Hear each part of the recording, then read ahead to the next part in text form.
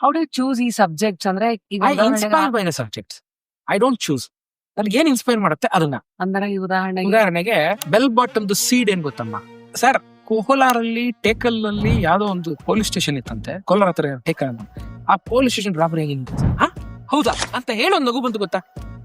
ಅದೇ ಜನರು ಅಂದ ತಕ್ಷಣನೇ ಒಂದ್ ನಗು ಬರುತ್ತೆ. ಸರಿ, ಇದು ಕಾಮಿಕಲ್ ಆಗಿ ಟ್ರೀಟ್ ಮಾಡ್ಬೇಕು. ಸಖತ್ತಾಗಿದೆ, ಐಡಿಯಾ ಚೆನ್ನಾಗಿದೆ. ಸೀಡ್ ಅಷ್ಟೇ, ಅದು ಅಷ್ಟೇ ಸೀಡು, ಅದ್ರ ಮೇಲೆ ಎಲ್ಲ ಬಿಲ್ಡ್ ಮಾಡ್ತೀವಿ. 50 ಸೀಡು ಸಖತ್ತಾಗಿದೆ ಅದು.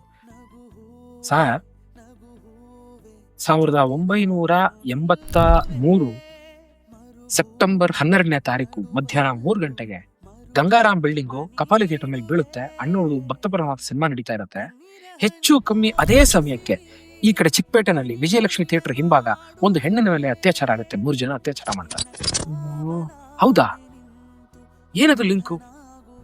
ಸೀಡು ಏನು ಅದು ಹುಡ್ಕೊಂಡೋದಾಗ ಇಟ್ಸ್ ರಿವೆಂಜ್ ಕಥೆ ನೋಡಿ. ಅಲ್ಲಿ ಅದು ಮುಸ್ಲಿಂ ಹೆಣ್ಮಗಳು, ಈ ಕಡೆ ಒಬ್ಬ ಹಿಂದೂ ಹುಡುಗ. ಇವನು ಕರಗದ ಜೊತೆ ವೀರಕುಮಾರನಾಗಿ ಹರಕೆ ತೀರ್ಸ್ಕೊಂಡ್ ಬರ್ತಾನೆ. ಅದು ಹೋಗ್ತಾ ದರ್ಗಾಗೂ ಹೋಗುತ್ತೆ.